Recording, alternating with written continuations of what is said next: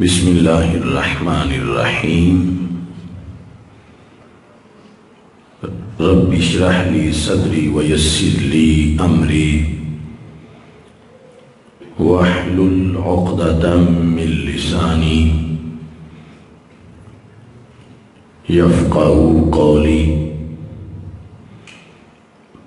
رضیت باللہ ربا وبالاسلام دینا وبمحمد صلی اللہ علیہ وسلم نبیا ورسولا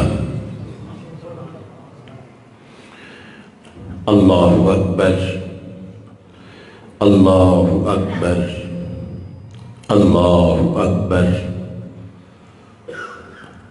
لبیک لبیک لبیک یا رسول اللہ صلی اللہ علیہ وسلم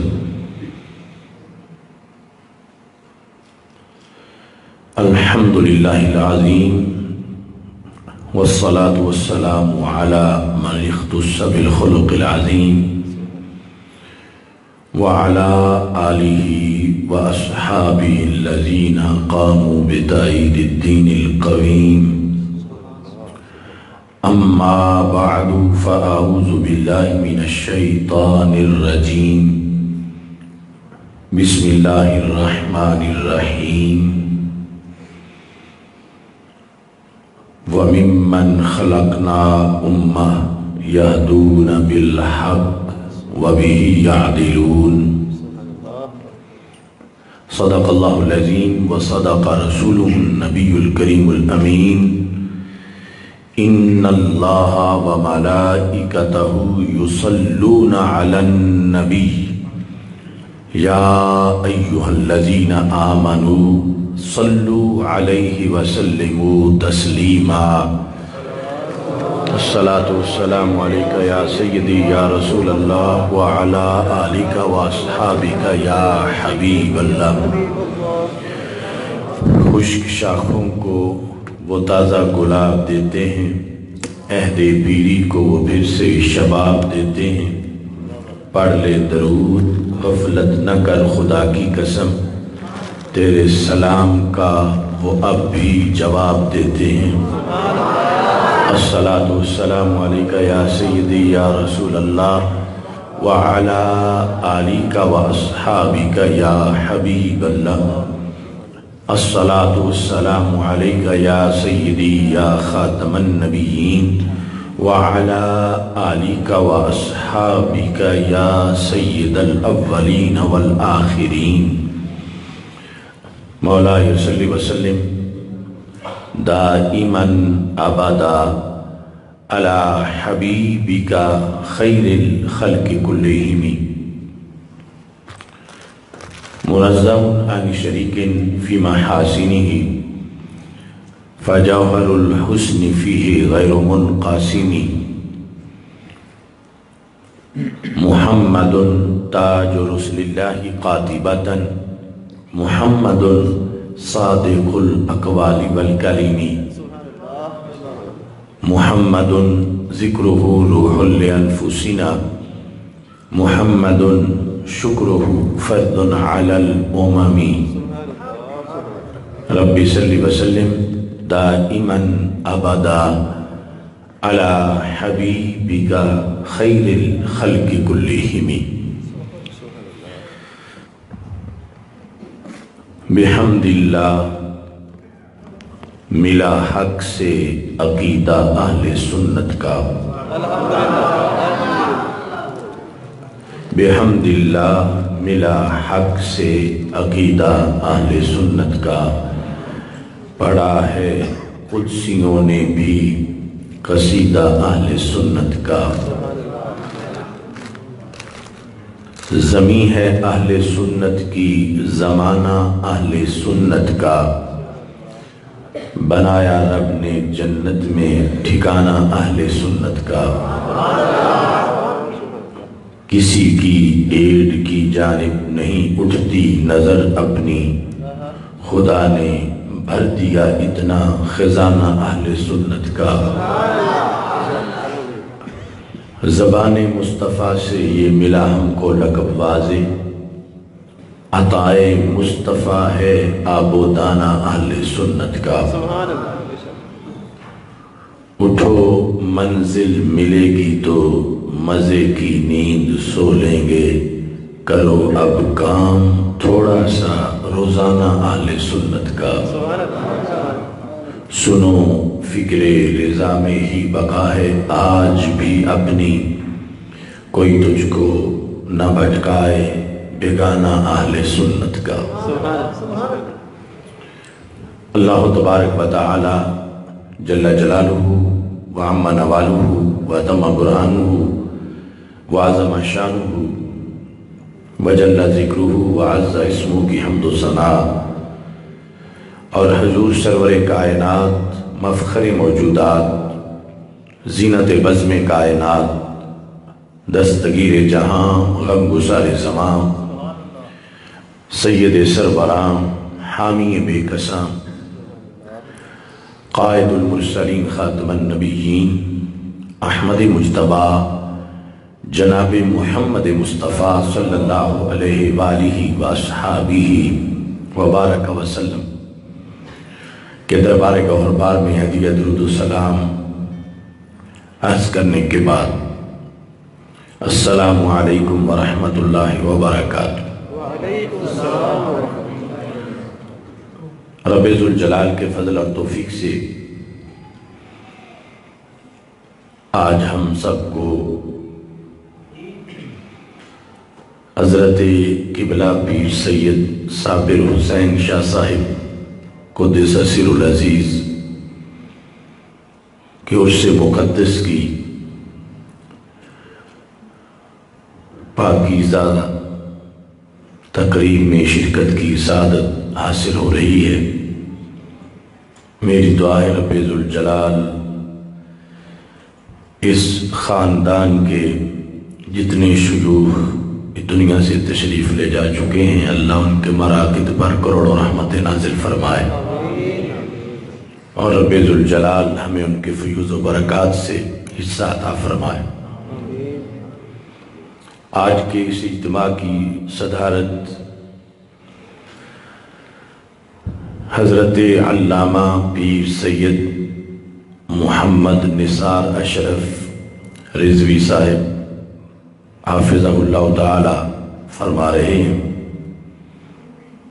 پاکستان کے اندر مجدد دین و ملت امام اہل سنت اعلیٰ حضرت امام احمد رضا خان فاضل بریلوی قدس سر العزیز کے فیوز و برکات کے اولین قاسم حضرت پیر سید دیدار علی شاہ صاحب قدس سر العزیز، ان کے نبیرہ ہمارے سامنے رونق افروز ہیں، دیگر سادات کرام بھی تشریف فرما ہے۔ میری دعا ہے خالق کائنات جل جلالہ ہم سب کی حاضری اپنے دربار میں قبول فرمائے۔ آمین۔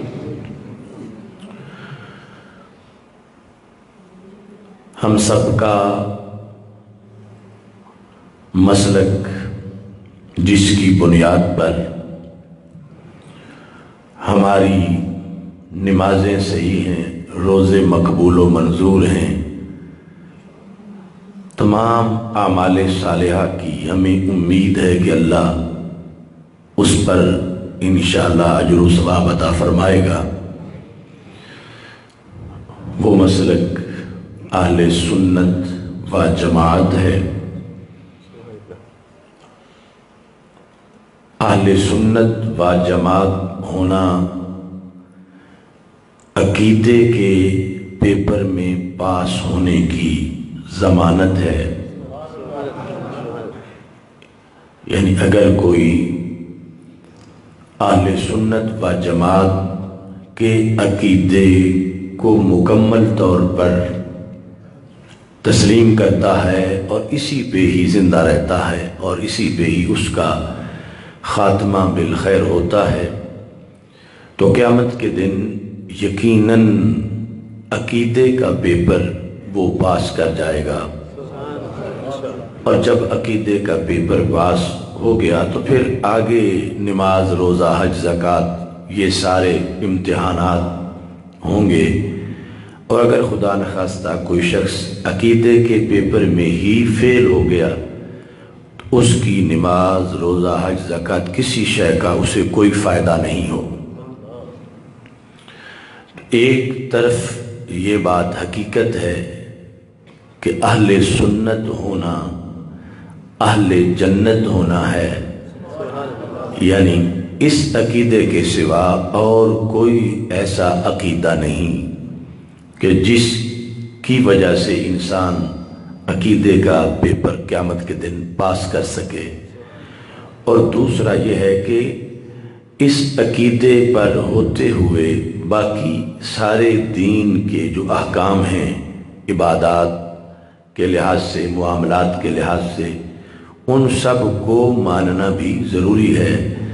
یعنی عقیدے کے پیپر کے بعد ہر عبادت کا سوال ہونا ہے تو سنی ہونے کا مطلب صرف عقیدے کا پیپر پاس کرنا نہیں، بلکہ اس کے بعد باقی جو عبادات کے لحاظ سے، معاملات کے لحاظ سے جو امتحانات ہوں گے انہیں پاس کرنا بھی ضروری ہے۔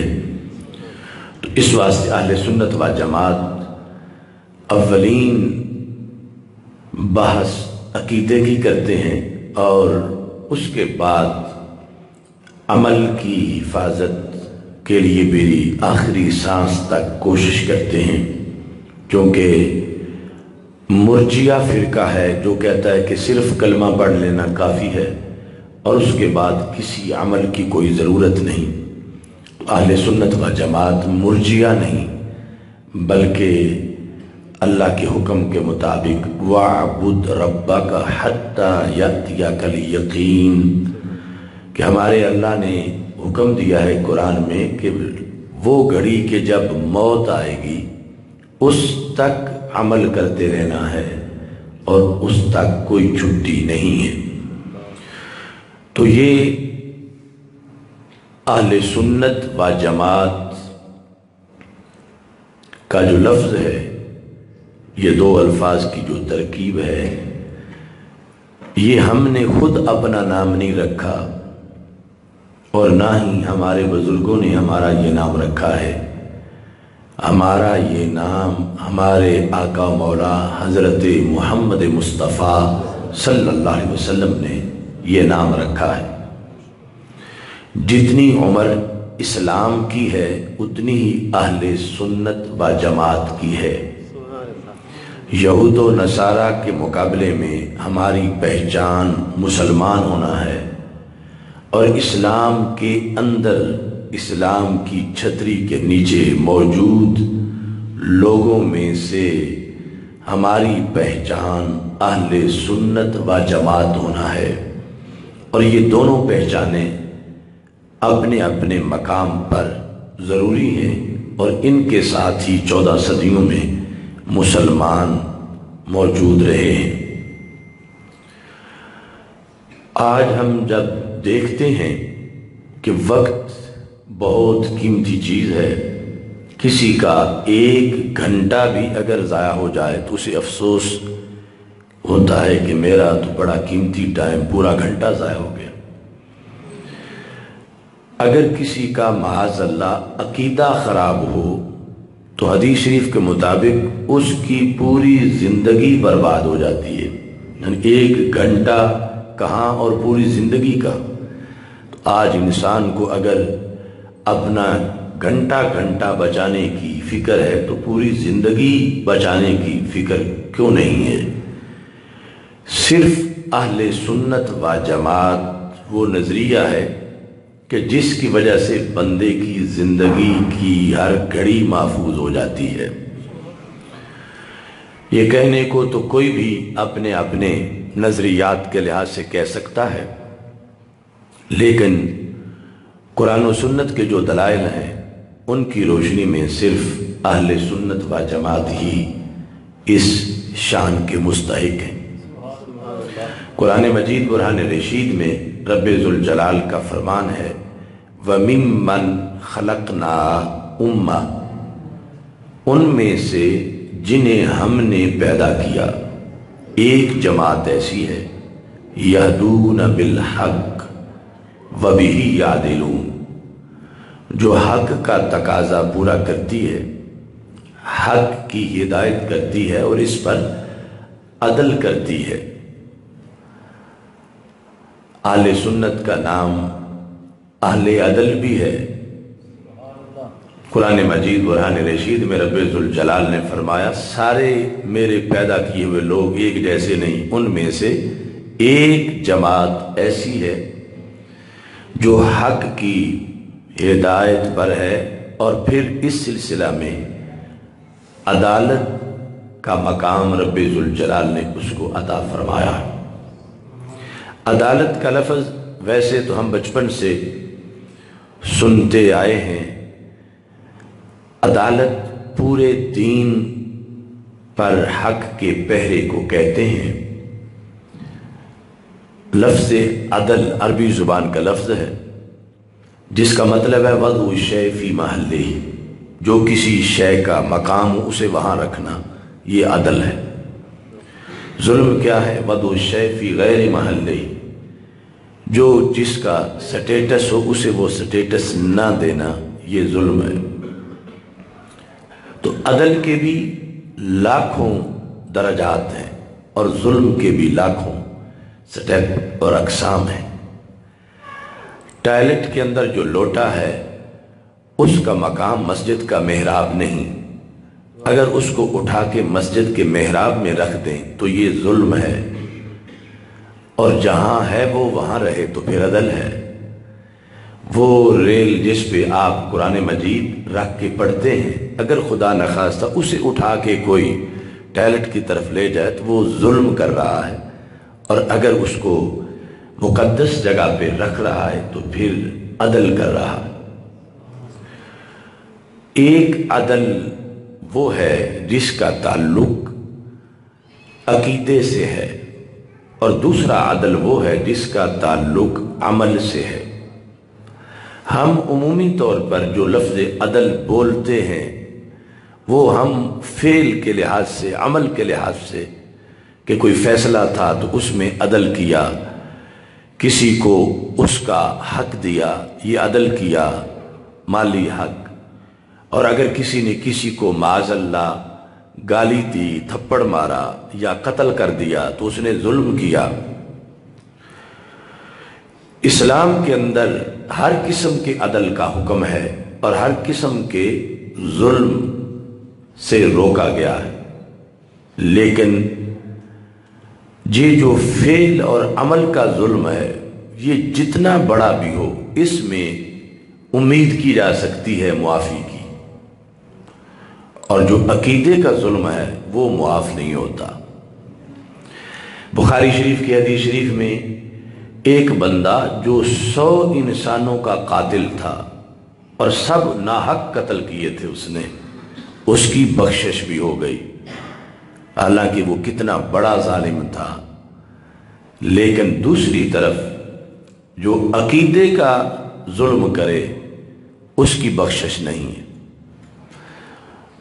ہم نے قاتل کو تو ظالم مانا، لیکن ادھر قرآن یہ کہتا ان الشرک لظلم عظیم، کہ شرک سب سے بڑا ظلم ہے۔ اب شرک کیسے ظلم ہے؟ کہ یہ عدل کے خلاف ہے۔ عدل یہ ہے کہ اللہ کو وحدہ لا شریک مانا جائے، ظلم یہ ہے کہ اس کا معاذ اللہ کوئی شریک مانا جائے۔ تو یہ عقیدے کا ظلم بڑا جرم ہے کہ جس میں معافی کا کوئی احتمال ہی نہیں۔ ان اللہ لا یغفر ان یشرک بہ، اللہ تعالیٰ نے اعلان کر دیا کہ وہ شرک کو نہیں بخشے گا۔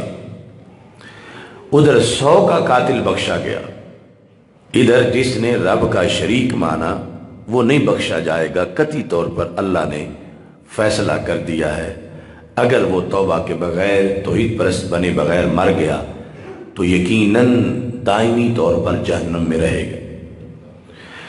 یہ عقیدے کا ظلم عقیدہ توحید، عقیدہ رسالت، اہل بیت اطہار رضی اللہ تعالی عنہم، صحابہ کرام رضی اللہ تعالی عنہم، اولیاء امت رحمت اللہ علیہم، ان سب کے مقام کے مطابق جیسے شریعت حکم دیتی ہے اسے مانے تو یہ عقیدے کا عدل ہے، اور اسے اہل سنت و جماعت کہا جاتا ہے۔ یعنی ہم جس ماحول میں رہتے ہیں، کچھ عقیدے کا ایک طرح کا ظلم کرتے ہیں، کچھ 2 طرح کا، کچھ 3 طرح کا، کچھ 4 کا، کچھ 5 طرح کا۔ اہل سنت وہ ہیں جنہیں رب ذوالجلال نے عقیدے کے ظلم سے محفوظ رکھا ہے۔ یہ ہیں وَمِمَّنْ خَلَقْنَا أُمَّةً يَهْدُونَ بِالْحَقِّ وَبِهِ يَعْدِلُونَ۔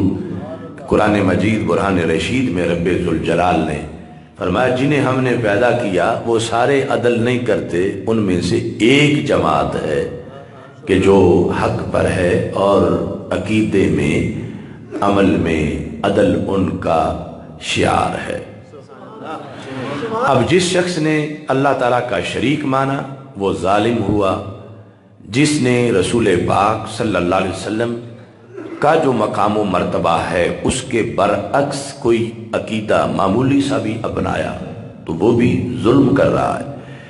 جس نے اہل بیت اطہار رضی اللہ تعالی عنہم کے لحاظ سے جو قرآن و سنت کے احکام ہیں اس کے لحاظ سے معمولی سی بھی کوئی خامی اس میں ہوئی عقیدے میں تو وہ بھی عقیدے کا ظالم قرار پائے گا۔ اور صحابہ کرام رضی اللہ تعالی عنہم کے مقام و مرتبہ اور شرعی احکامات کے لحاظ سے اگر اس نے کسی لحاظ سے سوچ میلی رکھی تو وہ بھی عقیدے کا ظالم قرار پائے گا۔ تو اللہ کا کروڑوں بار شکر ہے کہ اس نے ہمیں عقیدے کے ہر ظلم سے محفوظ رکھا ہے۔ اہل سنت و جماعت کا عقیدہ ہمیں دے کر رب ذوالجلال نے ہمیں عقیدے کا عدل جو حتمی طور پر ہے وہ عقیدہ دیا، جس کی وجہ سے بالیقین قیامت کے دن انشاءاللہ عقیدے کا پیپر ہم پاس کر جائیں گے۔ اب اس پر یہ اتنا بڑا ہمارے پاس زندگی کو کامیاب کرنے کا فارمولہ ہے مسلک اہل سنت کہ جس کی وجہ سے کوئی منٹ بھی بندے کا ضائع نہیں ہوتا، اور اگر یہ نہ ہو تو پھر پوری زندگی برباد ہو جاتی ہے اگرچہ وہ کتنا ہی پرہیزگار بنا رہے۔ اس سلسلہ میں مستدرک للحاکم سے ایک حدیث بلکہ 2 احادیث آپ کے سامنے پیش کر رہا ہوں کہ وقت کیسے ضائع ہوتا ہے، اور آج یہ وقت ہے کہ ہم تلاشی لیں اپنے عقیدے کی کہ کہیں ایسا تو کوئی سکم ہمارے عقیدے میں نہیں کہ جس کی وجہ سے کل پڑھی ہوئی نمازیں بھی قبول نہ ہوں، روزے بھی قبول نہ ہوں اور ساری زندگی معاذ اللہ برباد ہو جائے۔ یہ ہمارے آقا صلی اللہ علیہ وسلم کا ہم پہ احسان ہے کہ جو کچھ قیامت کو ہونا تھا ہمارے آقا علیہ السلام نے ہمیں پہلے ہی بتا دیا تاکہ امت کا نقصان نہ ہو۔ تو مستدرک للحاکم کے اندر جلد نمبر 4 میں ایک شخص کے بارے میں ہمارے آقا صلی اللہ علیہ وسلم نے ارشاد فرمایا، جو حدیث نمبر 4766 ہے اور حدیث حسن صحیح ہے۔ وہ کوئی پہلی امتوں کا شخص نہیں، اس امت کا یہ کلمہ پڑھنے والا اور پھر عیاش، بدماش، گناہگار، فاسق و فاجر نہیں، ایسا تقویٰ ہے اس کا کہ آپ حیران رہ جائیں گے کہ اسے کتنا رب نے موقع نیکی کا دیا، لیکن آگے اس کا رزلٹ سن کے پھر حیران رہ جائیں گے کہ اتنے تقوی کے بعد مرا تو سیدھا جہنم چلا گیا اور اسے نہ نماز بچانے آئی نہ روزہ بچانے آیا۔ اس کا جرم کیا تھا؟ ایسی دوسری حدیث شریف کے اندر بھی رسول پاک صلی اللہ علیہ وسلم نے नेकियों के बर्बाद होने की एक वजह बयान की। हमारे आका सल्लल्लाहु अलैहि वसल्लम का फरमान है, फलौ अन्ना रजुलन सफना बैन रुकने वल मकाम वसल्ला वसाम सुम्मा लक़ी अल्लाह व हुवा मुबग़िद लि अहले बैत मुहम्मद सल्लल्लाहु अलैहि वसल्लम दाखलन नार। कि एक शख्स अगर रुकन और मकाम के दरमियान सारी जिंदगी मुसल्ला बिछा के नमाज पढ़ता रहे, रुकन हजर अस्वद, मकाम मकाम इब्राहीम अलैहिस्सलाम, यानी उसका जो वीज़ा है 2-4 दिन का नहीं, सारी जिंदगी उसे वहां से कोई उठा नहीं सकता। वहां उसने काबे के दरवाजे के सामने मुसल्ला बिछाया। वहां तो वैसे भी इंसान काबे को देखता रहे तो गुनाह जड़ते रहते हैं। रहमत की आगोश में उसने पूरी जिंदगी बसर की और फिर सो के नहीं गुजारी। सल्ला वसाम, रातों को वो नमाज पढ़ता, क़याम करता रहा, दिन को रोजा भी साथ रखता रहा। इतनी भरपूर बंदगी के बाद ना उसने कोई कारोबार किया, ना वो इस हरम शरीफ से बाहर कहीं गया, और मस्जिद हराम के अंदर ही हर वक्त नेकी में मसरूफ रहा। कोई उसकी तिजारत, कोई रिश्तेदारी, कोई ऐसे मामलात कुछ भी उसने नहीं किया, सिर्फ अल्लाह की बंदगी की है। लेकिन मौत का वक्त आया तो हमारे आका सल्लल्लाहु अलैहि वसल्लम फरमाते हैं, दाखल अन्नार, सीधा जहन्नम में जा गिरा। और ये जहन्नम में जाना दायमी है कि अब निकल नहीं सकेगा। क्यों ऐसा हुआ? तो हमारे आका सल्लल्लाहु अलैहि वसल्लम फरमाते हैं, उसने एक जुल्म किया था। वो जुल्म क्या था? वह हुआ मुबग़िद ले अहले बैत मुहम्मद सल्लल्लाहु अलैहि वसल्लम, कि उसने रसूल पाक सल्लल्लाहु अलैहि वसल्लम के अहले बैत अतहार रज़ी अल्लाह ताला अन्हुम का बुग़्ज़ दिल में रखा। ये सुकम था, ये जुल्म था। अदल ये था कि इनसे प्यार करता, अकीदत रखता, मोहब्बत करता। जुल्म ये है कि उसने बुग़्ज़ रखा। अब इस बेस पे ना नमाज कबूल हुई, ना रोजा, ना हज, ना ज़कात, ना उसे काबा छुड़ाने आया, ना कलमा छुड़ाने आया, और सब कुछ उसका बर्बाद हो गया। क्योंकि अकीदे के जो मज़ालिम है उनमें से एक जुल्म उससे सादिर हो गया, और उस एक जुल्म ने उसकी पूरी जिंदगी पे पानी फेर दिया। तो अहले सुन्नत अगर होगा तो इस जुल्म से बच के रहेगा। अहले सुन्नत के अकीदे पर अगर कायम रहा तो जैसे दीगर जुल्म नहीं करेगा एतकाद के, तो इस जुल्म से भी बचेगा। तो इतना नुकसान है सुन्नी ना होने में कि नमाज, रोज़ा, हज, ज़कात कुछ भी कबूल ना हुआ। इसी मुस्तदरक लिल हाकिम के अंदर एक दूसरी हदीस है हमारे आका सल्लल्लाहु अलैहि वसल्लम की, और वो है 6715 नंबर हदीस। और ये सिर्फ हम अहले सुन्नत की सारी हदीसें पढ़ सकते हैं, दूसरे ना पढ़ सकते हैं ना सुन सकते हैं, क्योंकि वहां अकीदे का अदल नहीं। तो इस बुनियाद पर फिर उनके लिए इसकी गुंजाइश नहीं। हमारे आका सल्लल्लाहु अलैहि वसल्लम इरशाद फरमाते हैं, इन्नल्लाह तबारक व तआला इख्तारनी वख्तार ली अस्हाबा, कि रब्बे जुल जलाल ने अपने लिए मुझे चुना।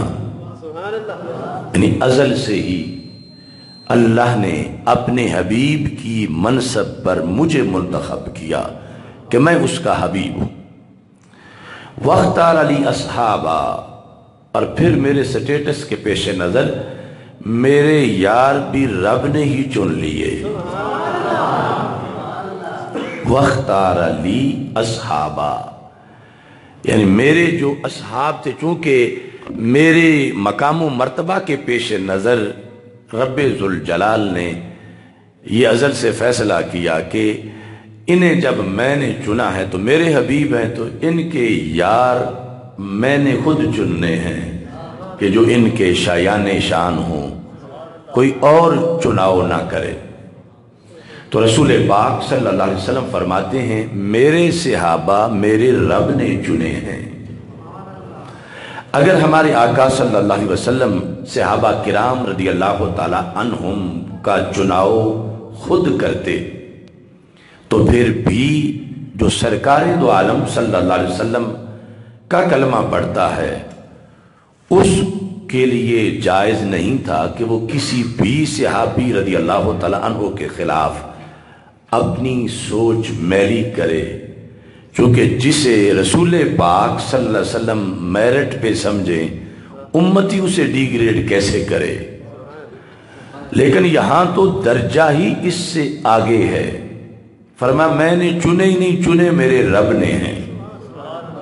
यानी नबी अकरम सल्लल्लाहु अलैहि वसल्लम ये बताना चाहते थे कि अहले बैत अतहार अलैहिम रिदवान तो वो मेरा खून है, मेरी खुशबू है, मेरा खानदान है।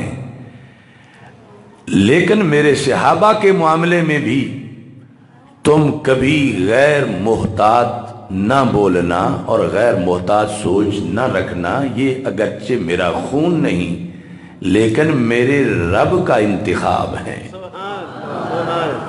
मेरे अल्लाह ने इन्हें चुना है।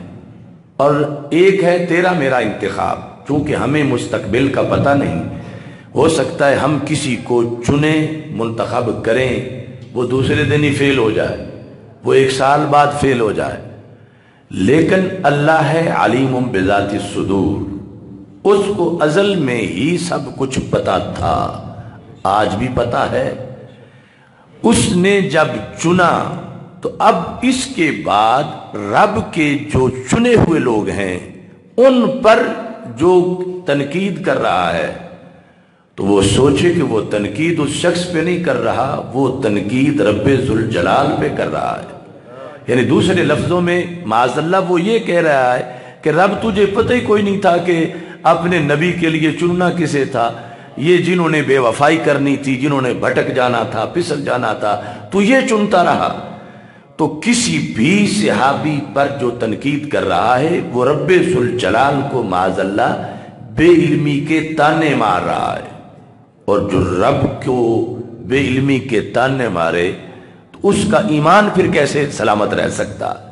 तो इस बुनियाद पर रसूल अकरम सल्लल्लाहु अलैहि वसल्लम ने फरमाया कि सहाबा के मामले को मामूली ना समझना कि ये चूंकि खानदान रसूल सल्लल्लाहु अलैहि वसल्लम से नहीं तो इनके बारे में कुछ कह भी लें तो कोई बात नहीं। सरकार फरमाते हैं कि इनके बारे में जो कुछ कहोगे, तनकीद करोगे तो वो अल्लाह के खिलाफ बात जाएगी जिसने इन्हें चुना है। तो इस बुनियाद पर रसूल अकरम सल्लल्लाहु अलैहि वसल्लम ने यहाँ भी तफसील के साथ कि दुनिया में रहते हुए वक्त है बंदे का कि तौबा कर ले, आज ले उनकी पनाह, आज मदद मांग उनसे, कल न मानेंगे क़यामत को अगर मान गया। तो सरकार फरमाते हैं फजअल अली मिनहुम वज़रा व अंसारा व असहारा, कि रब ने एक बार तो सबको चुना, फिर उन चुने हुओं में से मेरे वजीर चुने, उन चुने हुओं में से रब ने मेरे ससुर चुने और मेरे दामाद चुने, उन चुने हुए लोगों में से रब ने मेरे अंसार चुने। तो यानी कई वो हैं कि जिन्हें अल्लाह ने बहसीयत नासिर भी चुना, बहसीयत वजीर भी चुना, बहसीयत ससुर भी चुना। कई वो हैं जिनको बहसीयत नासिर और वजीर और बहसीयत दामाद भी चुना। तो हमारे आका सल्लल्लाहु अलैहि वसल्लम फरमाते हैं फमन सब्बाहुम, जिसने इनमें से किसी को गाली दी। यानी ये सरकार का इल्म था बाद के हालात, जो कि 10,000 से ज़ायद अहादीस ताजदार ख़त्म नबूवत सल्लल्लाहु अलैहि वसल्लम की वो तकरीरें हैं जो ख़त्म नबूवत के लिहाज से हैं कि बाद क़यामत तक में जो जो फितना आना था اس کے لحاظ سے بھی سرکار نے رہنمائی فرمانی تھی۔ تو فرمایا ایک فتنہ آئے گا صحابہ کے خلاف بولنے کا، فمن سبہم، جس نے ان میں سے کسی کو گالی دی، تو ہمارے آقا صلی اللہ علیہ وسلم فرماتے ہیں جو خود رحمت ہے سارے جہانوں کی، فرمایا فعلیہ لعنت اللہ والملائکہ والناس اجمعین، اس پر اللہ کی لعنت، اللہ کے فرشتوں کی لعنت، اور اس پر سارے انسانوں کی لعنت، لا یقبل منہ یوم القیامت صرف ولا عدل، قیامت کے دن یہ بندہ جس نے نیکیاں بڑی کی تھیں جائے گا جہاں اس کے نام کا بورڈ لگا ہے کہ میں دوسرے لوگ جو نماز کی نیکیاں ان کے وجہ سے جنت پا رہے ہیں، روزہ، حج، زکوٰۃ،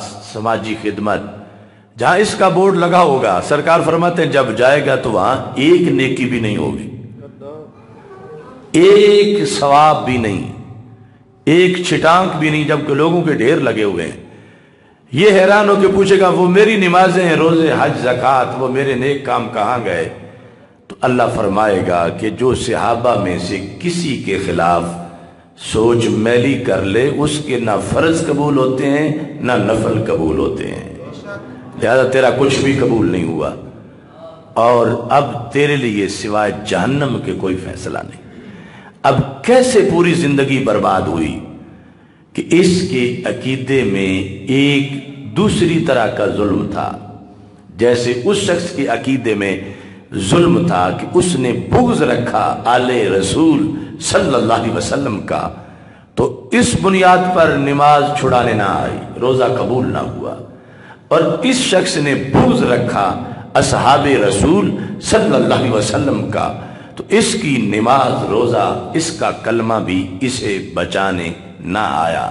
یہ دونوں فرمان ہمارے آقا صلی اللہ علیہ وسلم کے ہیں کہ اپنے آپ کو عقیدے کے ان دونوں ظلموں سے بچا کے رکھو، کہ اگر ان میں سے کوئی بھی ظلم ہوگا، وہ توحید و رسالت کے لحاظ سے وہ تو مزید بڑا ظلم ہے، لیکن اب اس سے بڑا نقصان کیا ہوگا کہ بندہ جہنمی بن جائے، تو وہ جو اہل بیت اطہار رضی اللہ تعالی عنہم کے لحاظ سے بغض ہے، صرف وہی جہنمی بنانے کے لیے کافی ہے، اور اگر اہل بیت اطہار رضی اللہ تعالیٰ عنہ کا بغض نہیں، صحابہ کرام رضی اللہ تعالیٰ عنہ میں سے کسی کا بغض ہے، تو حدیث مصطفیٰ علیہ السلام کے لحاظ سے جہنمی ہونے کے لیے انسان کے لیے وہ جرم ہی کافی ہے۔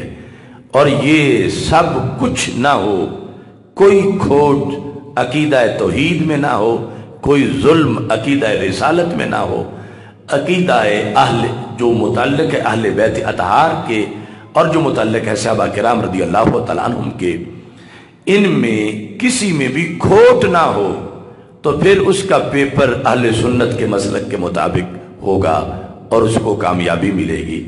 اور اگر معاذ اللہ کوئی سکم معمولی سا بھی پایا گیا تو 2-4 دن ضائع نہیں ہوں گے، پوری کی پوری زندگی برباد ہو جائے گی۔ تو اس بنیاد پر قرآن مجید پڑھ کے، حدیث مصطفیٰ علیہ السلام پڑھ کے، صحابہ کرام رضی اللہ تعالیٰ عنہ سے لے کر آج تک ہمارے بزرگوں نے یہ جو سب سے پہلی چیز ہے مسلک اور عقیدہ، اس پر ہمیں کاربند کیا پختگی سے کہ کوئی بھی بیماری نہ لگے، ورنہ عمل کی کوئی ویلیو نہیں۔ اور یہ بات یہ نہیں کہ 1 صدی پہلے یا 1.5 صدی پہلے اہل سنت کے ٹائٹل سے یہ بیان ہونا شروع ہوئی، یہ حضرت داتا گنج بخش اجویری رحمت اللہ علیہ کی کشف المحجوب آپ پڑھو تو وہی جو امام احمد رضا بریلوی رحمت اللہ علیہ نے بتایا وہی داتا صاحب نے بھی بتایا، اور جو داتا صاحب بتاتے ہیں وہی غوث پاک بھی بتاتے ہیں، جو غوث پاک بتاتے ہیں وہی امام اعظم ابو حنیفہ بھی بتاتے ہیں، اور آخر چل کر یہ اصل فیصلہ تو بیان ہی حضرت سیدنا امام حسین رضی اللہ تعالیٰ عنہ نے کیا ہے، اور انہوں نے پھر صرف اپنی گواہی دی ہے، فیصلہ دربار رسالت کا سنایا ہے۔ اب ہمیں اس بات پر تو کوئی اختلاف نہیں کہ محبت اہل بیت رضی اللہ تعالی عنہ کتنی ضروری ہے۔ اہل سنت و جماعت کا مطلب ہی محب اہل بیت ہونا ہے۔ اہل سنت و جماعت کا مطلب ہی محب صحابہ ہونا ہے۔ دو طرف باقی دھڑے ہیں۔ یہ سب کچھ ہمارے آقا صلی اللہ علیہ وسلم کی حدیث میں موجود ہے، اور آگے یہ ہے کہ ہمیں یہ بھی سعادت حاصل ہے کہ 14 صدیوں میں جو زمین پر عقیدہ زندہ رہا اسلام کی ترجمانی کے لیے، وہ ہمارا ہی تھا اور کسی کا نہیں تھا۔ یعنی جس عہد میں لاہور کے اندر داتا گنج بخش اجویری مسلک اہل سنت کی اذانیں دے رہے تھے، تو کوئی دوسرے لوگ بھی اپنا کوئی بونا سا مؤذن ہی دکھا دیں، داتا کے قد کا نہیں تو کوئی چھوٹا سا دکھا دیں۔ تو داتا صاحب ہوں، بابا فرید ہوں، حضرت خواجہ غریب نواز ہوں، حضرت مجدد الفیسانی ہوں، اعلی حضرت امام احمد رضا بریلوی ہوں، اور پھر بر صغیر سے نکل کر عرب کی سرزمین پر جتنے بھی علم و حکمت کے آفتاب و مہتاب ہیں، جو کچھ انہوں نے اپنی کتابوں میں لکھا، اللہ کے فضل سے آج بھی وہ جو کچھ صدیوں پہلے مکے میں تھا آج بھی مکے وال کے سنی کے سینے میں موجود ہے۔ حدیث مصطفیٰ صلی اللہ علیہ وسلم نے اس کی جو وضاحت کی وہ آپ کے سامنے رکھ کر میں بات کو آگے بڑھاتا ہوں کہ نبی اکرم نور مجسم شفیع معظم صلی اللہ علیہ وسلم نے حضرت مولا علی رضی اللہ تعالی عنہ سے یہ ارشاد فرمایا، یا علی ان فیک مثلا من عیسیٰ علیہ السلام، کہ اے علی تمہارے اندر ایک جھلک حضرت عیسیٰ علیہ السلام والی ہے۔ حضرت عیسیٰ علیہ السلام کی ایک جھلک ان والا ایک وصف تمہارے اندر موجود ہے۔ اب اس حدیث سے سننے سے پہلے یہ ذہن میں رکھیے کہ عام یہ سمجھا جاتا ہے چلو بغض تو خطرناک ہے، چنگاری ہے آگ کی، محبت تو پھر محبت ہی ہے، جتنی ہو اتنی اچھی ہے، محبت تو محبت ہی ہے۔ تو حضرت مولا علی رضی اللہ تعالی عنہ کے لحاظ سے ہمارے آقا علیہ السلام نے فرمایا، علی جو تمہارا مقام و مرتبہ ہے اس کے لحاظ سے ایک وصف تمہارے اندر حضرت عیسیٰ علیہ السلام والا ہے۔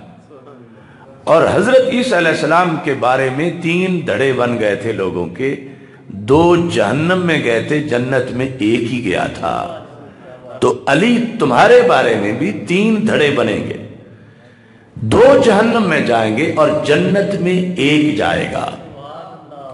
اب یہ حدیث شریف خود حضرت مولا علی رضی اللہ تعالیٰ عنہ روایت کرتے ہیں، اور اس کو جب ایک عام سادہ سا چارہ کاٹنے والا بندہ بھی سنتا ہے تو وہ فیصلہ کرنے میں اسے کوئی جھجک نہیں ہوتی کہ اس حدیث نے کس عقیدے کو محب اہل بیت قرار دیا ہے، اور اس حدیث سے دربار رسالت سے محشر کے دن کامیابی کا فیصلہ کس کے حق میں موجود ہے۔ نبی اکرم نور مجسم شفیع معظم صلی اللہ علیہ وسلم کا یہ فرمان مسند امام احمد میں ہے، مشکات شریف میں حدیث نمبر 6102 ہے۔ حضرت علی رضی اللہ تعالی عنہ کہتے ہیں کہ ہمارے آقا صلی اللہ علیہ وسلم نے مجھے نامزد کر کے کہا، فیک مثل من عیسیٰ، تمہارے اندر ایک مثال وصف حضرت عیسیٰ علیہ السلام کا ہے۔ کیسے؟ حضرت عیسیٰ علیہ السلام کا پہلے بیان کیا کہ ان کے ساتھ کیا سلوک کیا گیا اور انہیں کیسے مانا گیا، وہ سرکار نے بیان کیا، اگلا نتیجہ حضرت مولا علی نے خود بیان کیا۔ تو میرے آقا صلی اللہ علیہ وسلم نے فرمایا، ابغضت الیہود، یہود نے حضرت عیسیٰ علیہ السلام سے بغض رکھا۔ تو کیا ہوا؟ سچی شانیں بھی انہیں نظر نہ آئیں حضرت عیسیٰ علیہ السلام کی، اس بغض میں مارے گئے تو کہاں تک پہنچے؟ حتی باہاتو امہ، کہ ان کمینوں نے حضرت عیسیٰ علیہ السلام کی امی جان سیدہ مریم رضی اللہ تعالی عنہا پر بھی بہتان لگا دیا. یعنی بغض عیسیٰ علیہ السلام میں، وہ جو بن باپ کے پیدا ہوئے تھے، اس شان پر بھی انہوں نے حملہ کر دیا یہود نے، کہ یہ معاذ اللہ سیدہ مریم کے کردار پر انہوں نے انگلی اٹھا دی اور بہتان لگا دیا. یہ ایک ٹولہ تھا جو بغض عیسیٰ علیہ السلام میں جہنمی بنا. دوسرا، وَأَحَبَّتْهُ النَّصَارَى، نصارہ نے ان سے پیار کیا. کن سے؟ حضرت عیسیٰ علیہ السلام سے. اب ان کا کارڈ پیار والا تھا، ادھر بغض والا تھا. یہود نے بغض کیا اور نصارہ نے پیار کیا، اور پیار کے اندر شریعت کو بھول گئے. یہ نعرہ تھا ہم نے پیار کرنا عیسیٰ علیہ السلام سے، جتنا ہو اچھا ہے، ہم کوئی حد نہیں مانیں گے. پیار میں ہم کسی کے پابند نہیں کہ ہمیں کہے کہ اتنا کرو آگے نہ بڑھو. یہ ان کا نعرہ تھا. ایک نبی کی محبت میں جب وہ شریعت کی حدیں پلانگ گئے تو سرکار فرماتے ہیں ان کی یہ محبت انہیں جہنم لے پہنچی. ایک طرف بغض والے جہنمی بن گئے اور دوسری طرف محبت کے دعوے دار بھی جہنمی بن گئے. کیسے؟ سرکار فرماتے ہیں حتی انزلوہ بالمنزلۃ التی لیست لہ، حضرت عیسیٰ علیہ السلام کو وہ ماننے لگے جو رب نے ان کو شان دی نہیں تھی. یہ کہتے تھے ہمارا پیار ہے، ہمیں کون روک سکتا ہے، ہم نے تو پیار کرنا ہے، کوئی بغض تو ہم نہیں نہ کر رہے، پیار ہی کر رہے ہیں. تو پیار جتنا ہو اچھا ہے. اب جتنے میں آگے جو شریعت کی حد تھی وہ ماننے سے انکار کر گئے. شریعت نے کہا پیار کرو ان کو نبی سمجھ کے، لیکن ان کو اللہ کا بیٹا نہ مانو، یہ ان کی شان نہیں ہے. یہ ٹولہ کہتا تھا نہیں یہ جو ہمیں روکتے ہیں یہ اصل ان کے دل میں بغض عیسیٰ ہے، تب ہمیں پیار سے روک رہے ہیں، ہمیں ماننے نہیں دیتے، ہم آگے بڑھتے ہیں یہ ہمیں آگے سے روکتے ہیں. تو یہ جو پیار تھا اس کو غیر شرعی پیار قرار دے دیا گیا کہ رب نے جو حد بنائی ہے وہاں تک کرو، وہ جنت کی ٹکٹ ہے، اس سے آگے بڑھو گے تو پھر جہنم ہے. یہ حدیث حضرت مولا علی رضی اللہ تعالی عنہ بیان کر کے کہتے ہیں ثم قال، راوی جو حضرت علی رضی اللہ تعالی عنہ سے روایت کر رہا ہے کہتے ہیں پھر حضرت مولا علی رضی اللہ تعالی عنہ نے خود فرمایا یہلک فی رجلان، میرے بارے میں بھی دو قسم کے لوگ ہلاک ہوں گے. یہلک فی رجلان، دو دھڑے، دو جماعتیں، دو فرقے میرے بارے میں، چونکہ میرے اندر جھلک ہے حضرت عیسیٰ علیہ السلام والی، سرکار نے مجھے فرمایا میرے لحاظ سے دو قسم کے لوگ جہنم میں جائیں گے. اب یہ بات سند صحیح سے حضرت مولا علی رضی اللہ تعالیٰ تک پہنچتی ہے. وہ فیصلہ خود حضرت مولا علی رضی اللہ تعالیٰ نے لکھا. آپ فرماتے ہیں محب مفرط یقرزنی بما لیس فی، میرا وہ محب جو میری وہ شانیں بیان کرتا ہے جو رب نے مجھے دی ہی نہیں. فرمایا یہ پیار کے نعرے میں جہنم میں جائے گا. یہ خود مولا علی رضی اللہ تعالی عنہ فرما رہے ہیں وَمُبْغِضٌ يَحْمِلُهُ شَنْآنِ عَلَىٰ أَنْ يَبْهَتَنِي، اور دوسری طرف جو بغض والا ہے وہ اس کو بغض میری سچی شانیں بھی نہیں ماننے دیتا، تو وہ بغض کی وجہ سے جہنم میں جائے گا. تھوڑا جنت وہی جائے گا کہ جو بغض سے سینہ خالی رکھتا ہے لیکن پیار حد کے اندر کرتا ہے. جو شریعت نے حد رکھی ہے کہ میں نبی نہیں ہوں میں کسی نبی سے افضل نہیں ہوں، وہ پیار مجھ سے کرتے ہیں مگر شریعت سے پوچھ کے کرتے ہیں، جہاں شریعت روکتی ہے وہ یہ نہیں کہتے کہ یہ ہمیں حوالے پیش کر کے ہمیں علی سے پیار نہیں کرنے دیتے، یہ تو ہمیں روک رہے ہیں، یہ رکاوٹ بن رہے ہیں، یہ بغض ہے ان کو، اس لیے یہ آگے سے ہمیں جو ہمارا دل جیسے چاہتا ہے ایسے پیار نہیں کرنے دیتے۔ تو مولا علی کہتے ہیں جنہوں نے غیر شرعی پیار کیا مجھ سے وہ بھی جہنم میں گئے، اور جنہوں نے مجھ سے بغض رکھا وہ بھی جہنم میں گئے، چونکہ میرے اندر جھلک ہے حضرت عیسیٰ علیہ السلام والی۔ اب آپ خود فیصلہ کر سکتے ہیں کہ بغض کی بیس پہ ہمارے معاشرے میں جہنم کا فیصلہ کس کے لیے ہے، اور پھر غیر شرعی محبت کی بیس پہ جہنم کا فیصلہ کس لیے ہے۔ اور یہ کہ محض کوئی کہے کہ ہم نے علی علی کرنا ہے تو اس میں تو یقیناً جنتی ہے، تو انہیں سوچنا چاہیے ادھر عیسیٰ عیسیٰ کرنے والے جب شریعت کو پیش نظر نہ رکھ سکے تو عیسیٰ عیسیٰ کہنا جو ایک نبی کا نام ہے وہ انہیں جنت نہ دے سکا اور جہنم چلے گئے۔ تو حضرت علی رضی اللہ تعالی عنہ سے پیار جو شریعت سے متصادم ہو وہ کس بیس پر ان لوگوں کو جنت لے جائے گا، جبکہ سرکار دو عالم صلی اللہ علیہ وسلم فیصلہ فرما چکے ہیں۔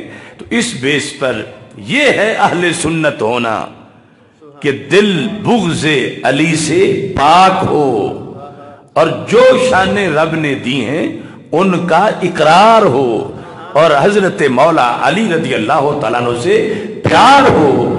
تو یہ جیسے عیسیٰ علیہ السلام کے لحاظ سے ایک جماعت جنت پہنچی سرکار کے لفظوں کے مطابق، اپنے معاشرے میں دیکھ لو کہ ایک جماعت اہل سنت و جماعت ہے، دوسری طرف وہ خوارج، وہ نواسب کہ جو حضرت مولا علی رضی اللہ تعالی عنہ کے مقام و مرتبہ اور شان سے جھلس جائیں، جل جائیں اور ان کے دیے بجھ جائیں، اور دوسری طرف وہ روافض کہ جن کی اپنی کتابوں میں یہاں تک لکھا ہے کہ وحی تو آنی ہی حضرت علی رضی اللہ تعالیٰ عنہ پر تھی، غلطی سے فرشتہ ادھر چلا گیا۔ اب یہ بھی تو وہ پیار ہی کہتے ہیں ہم نے پیار کرنا، بلکہ خود مولا علی رضی اللہ تعالی عنہ ابھی زندہ تھے۔ یہ بھی روافض کی کتابوں میں بھی ہے، ہماری کتابوں میں بھی ہے کہ کچھ لوگوں نے کہا علی تو بندہ ہے ہی نہیں، علی اللہ ہے، معاذ اللہ، علی اللہ ہے۔ اور یہ آج ہم یعنی مرید کے قریب ایک گاؤں ہے، وہاں چوک میں یہ لکھا ہوا ہے علی اللہ ہے، وہ ایک بھٹیوں کا گاؤں ہے روافض کا۔ تو حضرت مولا علی رضی اللہ تعالی عنہ یا یہ نصیری فرقہ جو پھر روافض میں، اس میں تو واضح طور پر یعنی حضرت علی رضی اللہ تعالی عنہ کے بارے میں یہ قول کیا جاتا ہے۔ تو مولا علی کو بڑا دکھ ہوا، آپ نے ان لوگوں کو بلایا اور فرمایا کہ تم یہ شکایت پہنچی ہے کہ تم مجھے اللہ کہتے ہو؟ تو انہوں نے کہا ہم اللہ کہتے ہیں۔ تو آپ کو بڑا غصہ تھا، حالانکہ اس فیصلے پر پھر حضرت عبداللہ بن عباس رضی اللہ تعالیٰ عنہ نے اعتراض بھی کیا کہ علی یہ تو نہیں کرنا تھا، لیکن انہیں غصہ اتنا تھا کہ مجھے ٹھنڈ تب پہنچے گی جب میں یہ سزا دوں ان کو، کیونکہ آپ نے فرمایا آگ جلاؤ اور انہیں پکڑ کے آگ میں گراؤ، میں خود ان کو جلتا دیکھوں تو تب مجھے ٹھنڈ پہنچے گی کہ میں تو بندہ ہوں، یہ مجھے اللہ کیوں کہتے ہیں۔ حضرت عبداللہ بن عباس نے کہا تھا علی یہ جلانے کا عذاب تو ہمیں نہیں شریعت میں جائز، یہ تو اللہ دیتا ہے، لیکن حضرت مولا علی یہاں یہ فتویٰ عملاً نافذ کیا، اور جب ان کو آگ میں گرانے لگے تو انہوں نے کہا وما يعذب بالنار الا رب النار، علی اس سے پہلے ہمیں کچھ شک تھا تمہارے اللہ ہونے میں، لیکن اب تو یقین ہو گیا ہے کہ تم اللہ ہو، معاذ اللہ، کیونکہ آگ کا عذاب اللہ ہی دیتا ہے۔ تو اس بنیاد پر یعنی آج اگر تم روافض کی مجلسیں 1000 تقریر تم سن لو اس کو، تو 1000 تقریر میں سے شاید صرف 5-10 ایسی ہوں جس میں اہل بیت اطہار علیہم رضوان کی محبت کو بیان کرنے میں انہوں نے انبیاء علیہ السلام سے بڑھ کر مقام بیان کرنے کی کوشش نہ کی ہو۔ قرآن سے تصادم، اتنی موٹی کتاب عربی زبان میں میرے پاس موجود ہے جس کا نام ہے فصل الخطاب فی تحریف کلام رب الارباب، وہ ساری اس پر لکھی گئی کہ یہ سارا قرآن بدل چکا ہے، یعنی وہ جو ویسٹ کے گماشتے ہیں ان کے حملے دیکھو، اور ادھر یعنی تیرا میرا تو ایمان یہ نا کہ ایک حرف بھی نہیں بدلا 14 صدیوں میں۔ رب نے کہا اِنَّا نَحْنُ نَزَّلْنَا الذِّكْرَ وَإِنَّا لَهُ لَحَافِظُونَ، لیکن فصل الخطاب میں، اور صرف فصل الخطاب نہیں، یہ جو کتاب میرے سامنے جو اوپر سے کالی ہے اندر سے بھی اس طرح کا اس کا معاملہ ہے، کشف الغمہ، تو یہ لکھا انہوں نے قرآن کی تفسیروں کے اندر جو ان کے فرقے کی ہیں، اس میں پورے باب لکھے کہ قرآن بدل گیا ہے، ایک یہ بھی آیت ہوتی تھی، ایک یہ بھی آیت ہوتی تھی، ایک یہ بھی آیت ہوتی تھی، یعنی اپنی طرف سے گھڑ گھڑ کے عربی کے اندر اس قدر یعنی غلو، صرف یعنی انبیاء علیہ السلام سے شان بڑھانے کے لیے آیتیں گھڑ گھڑ کے اپنا علیحدہ قرآن شو کرنے والے۔ تو میرے آقا مولا علی رضی اللہ تعالی عنہ، آپ نے فرمایا کہ سرکار کی آنکھ قیامت تک دیکھ رہی ہے میرے بارے میں 2 طرح کے لوگ، یہلک فیہ رجلان، 2 قسم کے لوگ جہنمی ہوں گے، اور جنت جانے کا فیصلہ اس حدیث میں بھی اور دوسری میں بھی رسول پاک صلی اللہ علیہ وسلم نے اہل سنت و جماعت کے حق میں فرمایا ہے۔ اب یہ ہے الکامل کی 3 جلد، اس کے اندر حضرت امام حسین رضی اللہ تعالی عنہ کا خطبہ جو کربلا کے میدان میں آپ نے دیا، مجھے یہ سعادت حاصل ہے کہ میں نے محرم الحرام کے ایام کربلا میں گزارے، جس زمانے میں میں پڑھتا تھا اور کئی دن وہاں موجود رہا، اور اسی دوران اس حوالے پر میں مطلع ہوا، اور پھر پاکستان میں آ کر میں نے پھر باہر سے یہ کتاب منگوائی، وہاں یہ حوالہ دیکھا کہ اولم یبلغکم قول مصطفی، حضرت امام حسین رضی اللہ تعالیٰ عنہ نے تقریر کرتے ہوئے فرمایا، یہ 419 صفحہ ہے الکامل کی 3 جلد کا، جو دارالکتب العلمیہ کی چھپی ہوئی ہے، یہ لوگوں کو متوجہ کرنے کے لیے کہ تمہیں اس مشہور حدیث کا کوئی نہیں پتا، یہ کہہ کے تو پھر آپ نے فرمایا ان رسول اللہ صلی اللہ علیہ وسلم قال لی ولأخی، اللہ کے رسول علیہ السلام نے یہ سبق ہم 2 بھائیوں کو پڑھایا، مجھے اور میرے بھائی امام حسین رضی اللہ تعالیٰ عنہ کو۔ امام حسین کہتے ہیں مجھے اور میرے بھائی امام حسن رضی اللہ تعالیٰ عنہ، ہم دونوں کو، یعنی یہ وہ حدیث ہے امام حسین رضی اللہ تعالیٰ عنہ کی مرویات میں جو آپ نے کسی صحابی سے نہیں سنی، ڈائریکٹ رسول پاک صلی اللہ علیہ وسلم سے سنی۔ لفظ کیا ہے؟ کہتے ہیں سرکار نے فرمایا تھا انتما سیدا شباب اہل الجنہ وقرۃ عین اہل السنہ، کہ حسن و حسین رضی اللہ تعالیٰ عنکما تم دونوں جنتی جوانوں کے سردار ہو، اور تم دونوں سنیوں کی آنکھ کی ٹھنڈک ہو۔ قرۃ عین اہل السنہ، یہ تقریر کر رہے تھے امام حسین رضی اللہ تعالیٰ عنہ، میرے ساتھ مل کے پڑھو قرۃ عین اہل السنہ، قرۃ عین اہل السنہ، قرۃ عین اہل السنہ۔ قرہ کہتے ہیں ٹھنڈک کو، عین کہتے ہیں آنکھ کو، اہل سنت کہتے ہیں سنی کو۔ تو رسول پاک صلی اللہ علیہ وسلم نے فیصلہ کیا تیرے میرے حق میں۔ دعویٰ تو کوئی بھی کر سکتا ہے کہ میں محب اہل بیت ہوں، میں محب اہل بیت ہوں، میں محب اہل بیت ہوں، لیکن محبت اہل بیت کی 2 کیٹیگریز شریعت نے بتا دی، ایک وہ جو شرعی ہے، دوسری وہ جو غیر شرعی ہے۔ شرعی پیار جنت کی ٹکٹ ہے، غیر شرعی پیار جہنم کا راستہ ہے۔ تو جو شرعی پیار ہے اہل بیت اطہار رضی اللہ تعالی عنہم سے، اس کا فیصلہ ہمارے آقا حضرت محمد مصطفیٰ صلی اللہ علیہ وسلم نے حسنین کریمین کو خود سنا دیا کہ انتما سیدہ شباب اہل الجنہ وقرۃ عین اہل السنت، کہ تم اہل سنت کی آنکھوں کی ٹھنڈک ہو۔ اب یہاں ویسے تو یہ ایک حدیث ہی پوری رات کی تقریر کے لیے کافی ہے، لیکن تھوڑی سی تمہیں تقریر سنانی ہے۔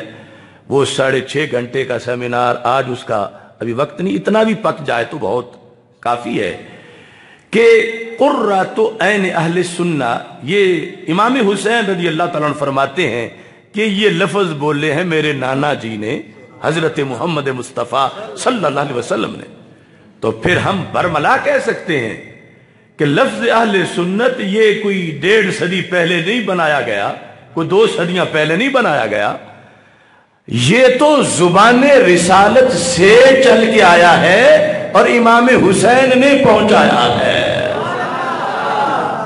اور یہ اپنے بارے میں بولتے ہوئے کہ میں سنی ہوں، بندے کو کتنی لذت آنی چاہیے کہ میرے نبی نے مجھے سنی کہا ہے، اور انسان کو خوش ہونا چاہیے کہ سنی کا مزاج کتنا ستھرا ہے، اعتقاد کتنا ستھرا ہے کہ سنی ہونے کے لیے شرط ہے محب اہل بیت ہونا۔ سنی ہونے کے لیے محب اہل بیت ہونا شرط ہے، جو محب اہل بیت نہیں ہرگز سنی نہیں۔ تو اہل سنت کا لفظ، اس کی تاریخ جتنی عمر اسلام کے لفظ کی ہے اتنی اہل سنت کی لفظ کی بھی ہے۔ ہمارا یہ نام اگر داتا صاحب نے رکھا ہوتا تو پھر بھی ہم ڈیرے پہ ہم جا کے ہر ڈیرے پہ ہر مجلس میں بتاتے، ہم عام نہیں کہ جن کا نام 1 صدی پہلے انگریزوں نے رکھا ہو، ہم تو وہ ہیں کہ داتا گنج بخش اجمیری نے ہمارا نام رکھا ہے۔ اور یہاں تو بات ہی بڑی آگے کی ہے کہ امام حسین رضی اللہ تعالیٰ عنہ کہتے ہیں اہل سنت، اہل حق اور اہل بیت کے محبین کا نام نبیوں کے سلطان نے رکھا ہے۔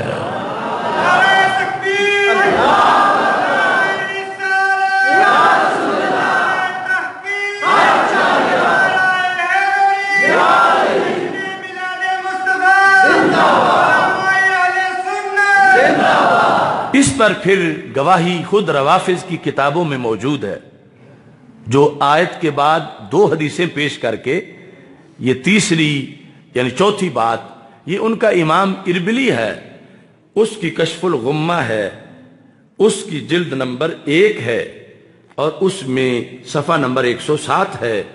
اس میں یہ حدیث لکھی ہے، من مات علی حب آل محمد صلی اللہ علیہ وسلم مات علی السنت والجماعہ، من مات علی حب اہل بیت محمد صلی اللہ علیہ وسلم مات علی السنت والجماعہ، کہ یہ سرکار دو عالم صلی اللہ علیہ وسلم نے فرمایا تھا کہ جو بندہ یہ چاہتا ہے کہ میری سانس نکلے تو دل میں حب اہل بیت ہو، اسے چاہیے کہ وہ پھر سنی مسلک پہ آخری گھڑی تک قائم رہے۔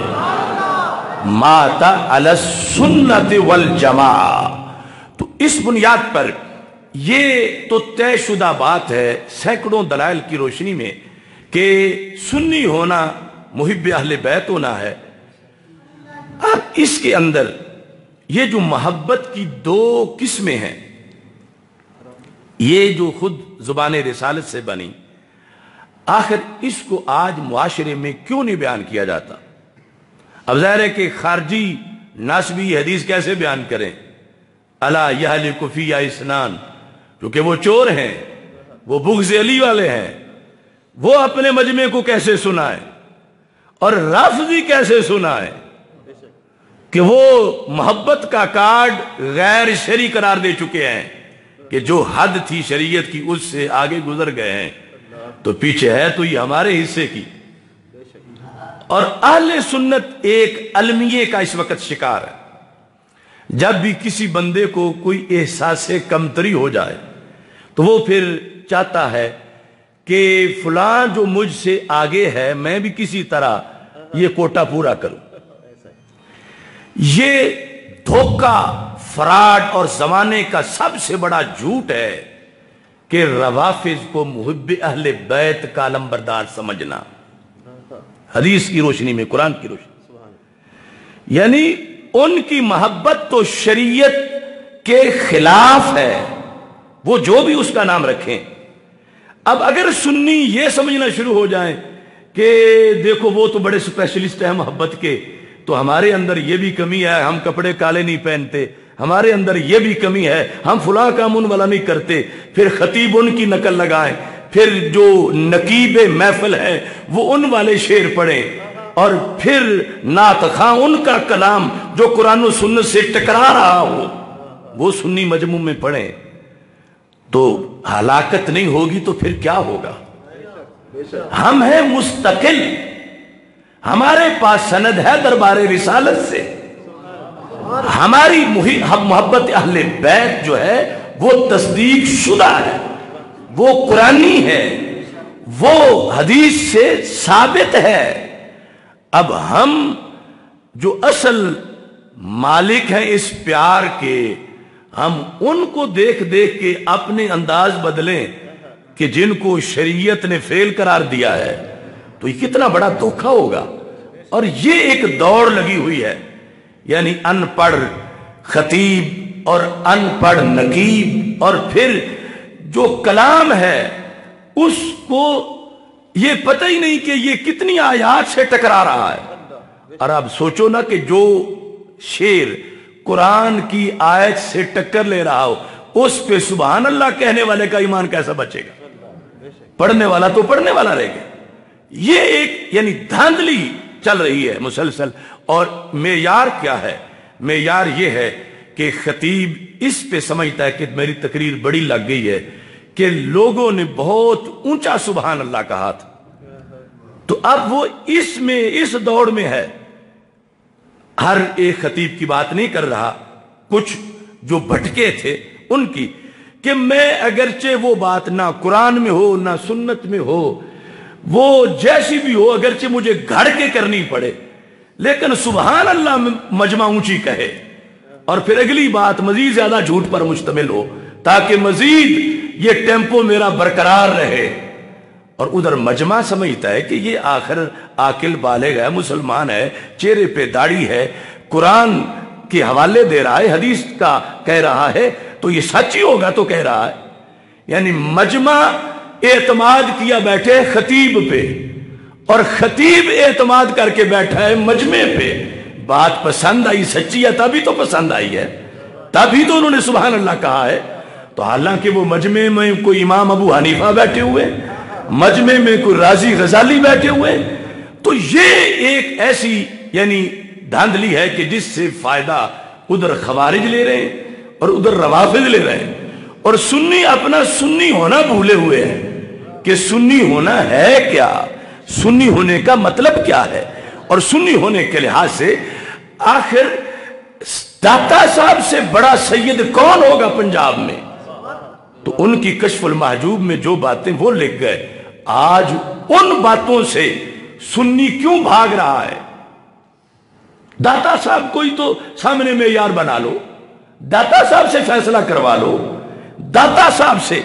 یعنی وہ باتیں جو گامے شاہ میں رائج ہیں، داتا صاحب کے ساتھ گامے شاہ ہے نا، کربلا گامے شاہ، جو باتیں گامے شاہ میں رائج ہیں اور داتا صاحب کی کشف المحجوب کے خلاف ہیں، وہ باتیں آج سنی سٹیجوں پہ ہوں تو تباہی نہیں ہوگی تو کیا ہوگا؟ اگر گامے شاہ والا کرنا ہے تو پھر تعلق بھی گامے شاہ سے رکھو یا کسی رامے شاہ سے رکھو، داتا صاحب کا نام تو نہ لو. تو جو داتا صاحب نے کہا اللہ کے فضل سے وہی امام احمد رضا نے کہا، اور وہی ہمارے لیے آج بھی ذریعہ نجات ہے. اسی کے مطابق قرآن و سنت کے مفاہیم کو سمجھا جا سکتا ہے اور مانا جا سکتا ہے. میں نے اس پر بہت ریسرچ کی ایک اس میں سے بات تمہارے سامنے رکھتا ہوں، اور وہ فارمولہ پوری دنیا پر امن کا فارمولہ ہے۔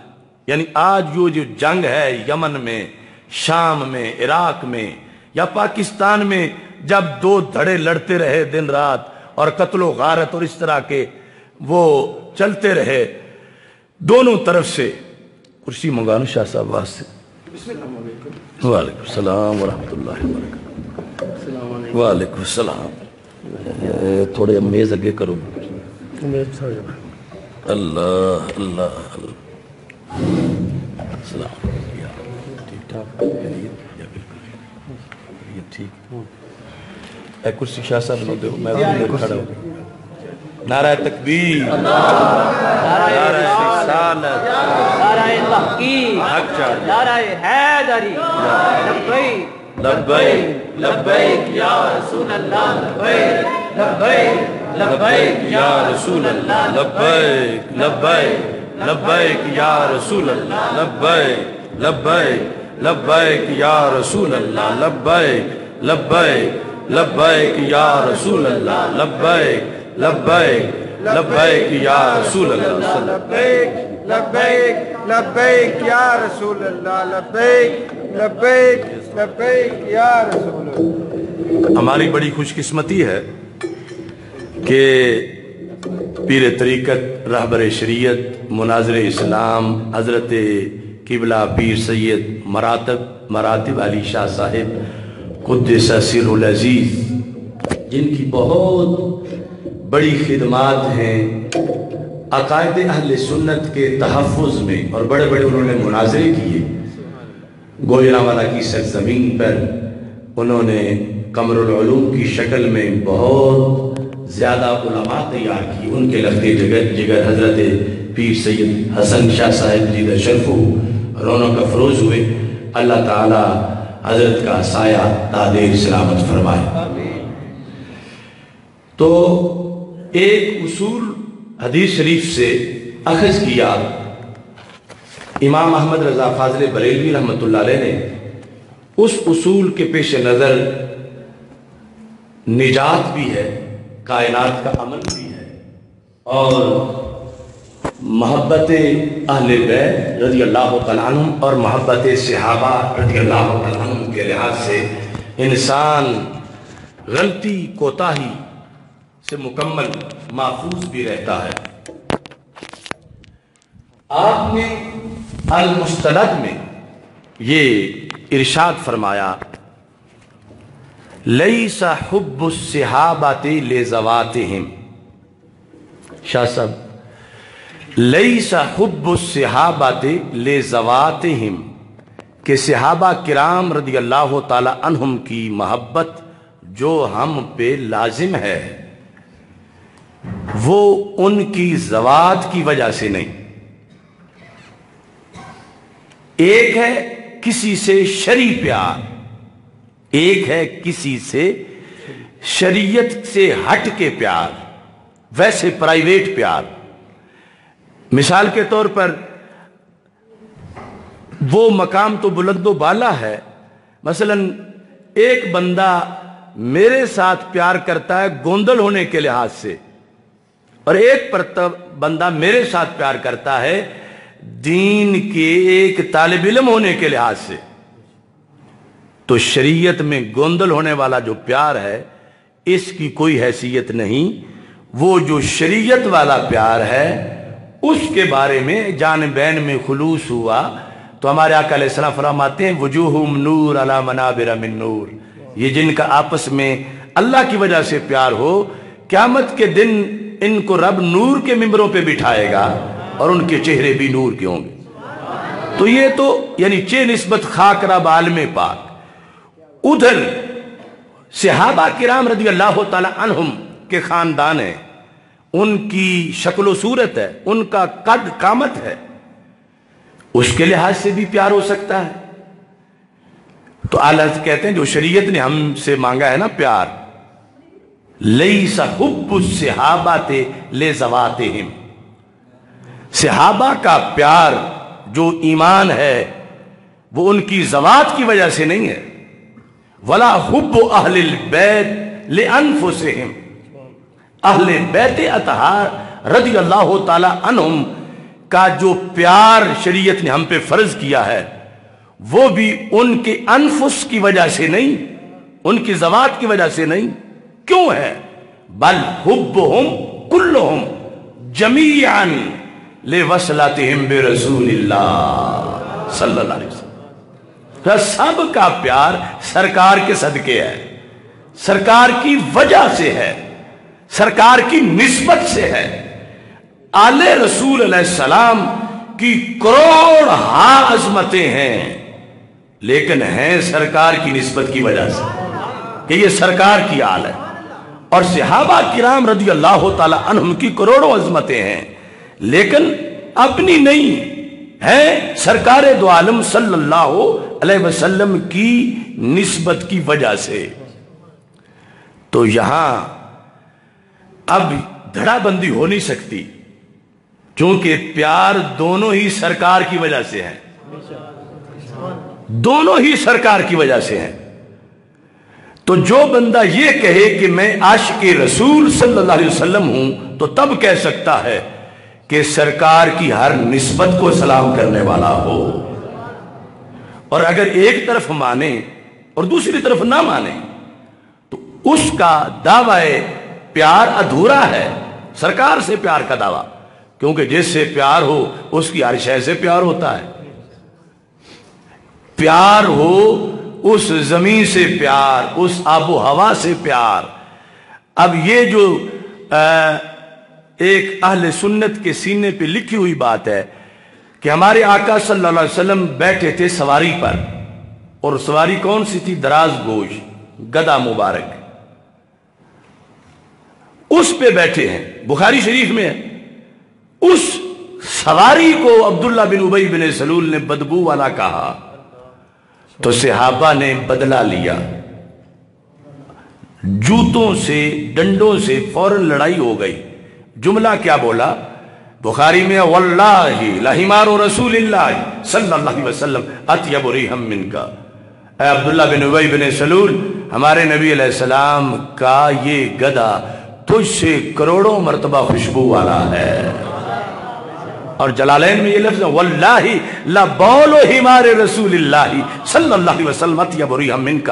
خدا کی قسم میرے نبی علیہ السلام کی سواری کا پیشاب بھی تجھ سے کروڑوں بار خوشبو والا ہے. اب سرکار سن کے خوش ہوئے کہ جو امت سواری کی قدر جانتی ہے اسے سوار کا مرتبہ بھی معلوم ہے.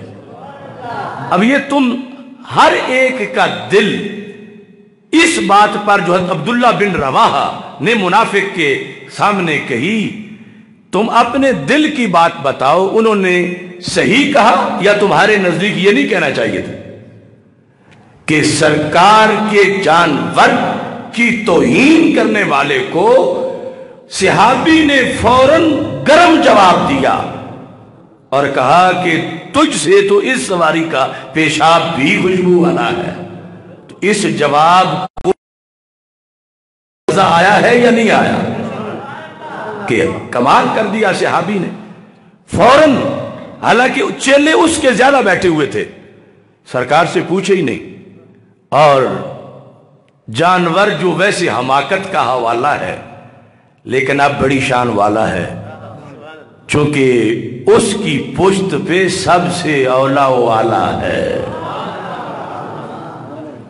تو یہ صرف جانور ہو اور اس پہ سرکار بیٹھیں، اس نسبت سے عاشق نبی اس جانور کی توہین برداشت نہ کر سکے.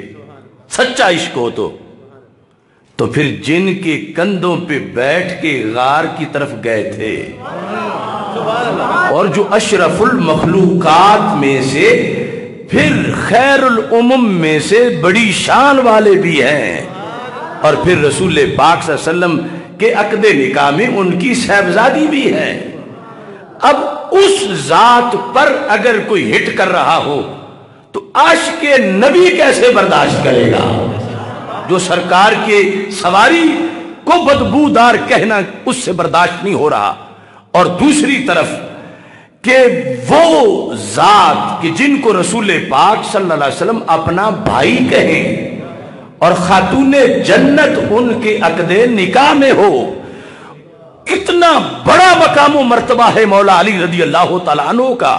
اور اگر ایک امتی سے یہ برداشت نہیں ہوتا کہ جس سواری پہ سرکار بیٹھے ہوں اسے کوئی بدبو والا کہے، تو جن کی عقد نکاح میں رسول پاک صلی اللہ علیہ وسلم کے جگر کا ٹکڑا ہو، ان کے بارے کوئی اگر بھونکے تو پھر عاشق نبی کیسے برداشت کر سکتا؟ تو اس بنیاد پر اعلی حضرت فاضل بریلوی رحمت اللہ علیہ نے اس چیز کو معیار بنا کر آپ نے واضح کر دیا کہ جب محبت سب سے ہے سرکار کی وجہ سے، تو پھر یہ سچی تب ہوگی جب دونوں طرف ہوگی، اور اگر صرف ایک طرف کی ہوگی تو وہ پرائیویٹ پیار تو ہو سکتا ہے، شرعی نہیں ہو سکتا. کیونکہ سرکار کی وجہ سے ہے تو جن کے پہلے خلیفے کی شان نرالی ہے، چوتھے کی بھی شان نرالی ہے، تو پھر جن کے داماد کی شان نرالی ہے تو سسر کی شان بھی نرالی ہے. تو اس بنیاد پر سرکار کے ذریعے سے جب مانا جائے گا تو پھر آل و اصحاب کا پیار آگ پانی نہیں ہوگا کہ اکٹھا نہ ہو، پھر یہ ہر سینے میں اکٹھا رہے گا. اگر سچا ہوگا تو پھر اکٹھا پایا جائے گا. اس لیے حضرت مولا علی رضی اللہ تعالی عنہ نے فرمایا لا یجتمع فی قلب المؤمن حبی و بغض ابی بکر و عمر.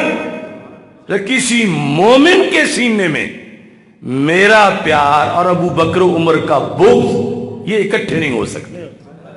اگر میرا پیار ہے تو پھر ان کا بھی پیار ہوگا، اگر میرا سچا پیار ہے. اگر ان کا بغض ہے تو پھر میرا بھی بغض ہے. جھوٹ سے اس کو پیار کہا جا رہا ہے. تو جب سرکار کے ذریعے سے، سرکار کی وجہ سے پیار کیا جائے، شریعت اس کا حکم دے رہی ہے. اور یہ پیار دونوں طرف کا ایک ہے. کیوں؟ اس کا سبب ایک ہے. سبب ہے ذات رسول علیہ السلام. سبب ایک ہو تو مسبب ایک ہوتا ہے. یہ دونوں اہل بیت اطہار اور صحابہ کرام رضی اللہ تعالیٰ عنہم، ان کا پیار دو نہیں کہ آپس میں مقابلہ کرایا جائے یا ان کا آپس میں ٹکراؤ ہو.